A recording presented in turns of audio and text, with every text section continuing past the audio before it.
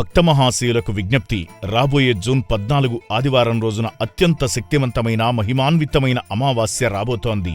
3 సంవత్సరాలకు ఒక్కసారి మాత్రమే వచ్చే ఇలాంటి విశేష అమావాస్య ఘడియలు మన జీవితాల్లోని సమస్త దోషాలను కష్టాలను తొలగించే గొప్ప అవకాశం.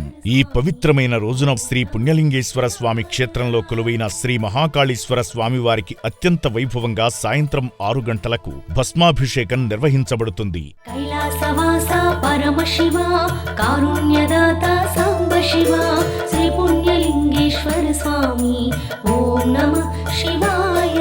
లయకారుడైన శివునికి భస్మంతో చేసే అభిషేకంలో పాల్గొని స్వామిని దర్శించుకోవడం వల్ల అకాల మృత్యుభయాలు తొలగి ఆయురారోగ్యాలు సిద్ధిస్తాయి. అంతేకాదు ఆదివారం సూర్య భగవానుడికి ఎంతో ప్రీతికరమైన రోజు కనుక ఉదయాన్నే లేచి సూర్య నమస్కారాలు చేయడం, శ్రీ మహాకాళేశ్వర జ్యోతిర్లింగం వద్ద ప్రత్యేక పూజలు జరిపించడం వల్ల జీవితంలో ఎదురయ్యే ప్రతి అడ్డంకులు తొలగిపోయి ఐశ్వర్యం చేకూరుతుందని శాస్త్రం చెబుతోంది. ఇంతటి మహిమగల ఈ విశేష అమావాస్య పర్వదినాన మీరందరూ కుటుంబ సమేతంగా శ్రీ పుణ్యలింగేశ్వర స్వామి క్షేత్రాన్ని దర్శించుకోవాల్సిందిగా కోరుచున్నాం.